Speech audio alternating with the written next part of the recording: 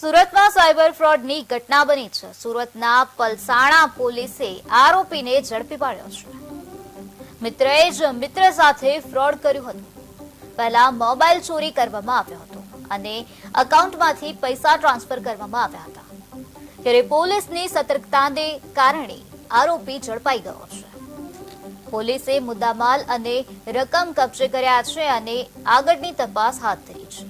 અબ્દુલ શેખ નામના ઈસમે અત્રેના police station ખાતે ફરિયાદ આપેલ કે તેમનું રેસિડન્સ કે જે બગુમરામાં આવેલ છે ત્યાં તેના ઘરેથી તેનો મોબાઈલ ચોરાયેલ હતો અને મોબાઈલમાં જે ઓનલાઈન બેન્કિંગનો પોતે ઉપયોગ કરતા હતા એ બેન્કિંગમાંથી કોઈ 1 લાખ રૂપિયા જે ચોરી સમજે અને ટ્રાન્ઝેક્શન કરી અને બીજાના ખાતામાં નાખેલ હતો. જે બાબતેની વિગતવાર ફરિયાદ લઈ ગુનાની તપાસ ચાલુ કરેલ. તપાસ દરમિયાન અમને ખાનગી બાતમી હકીકત મળેલ કે એક ચોરીસમ બારડોલીથી સચિન બાજુ મોબાઈલ ચોરી કરેલો મોબાઈલ વેચવા માટે જાય છે.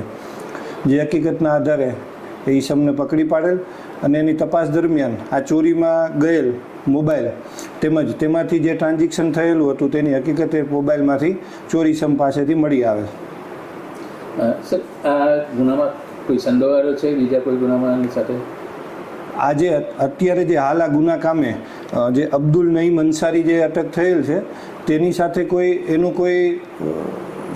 ઈસમ હાલ સંકળાયેલ હોય એવું તપાસ દરમિયાન ફલિત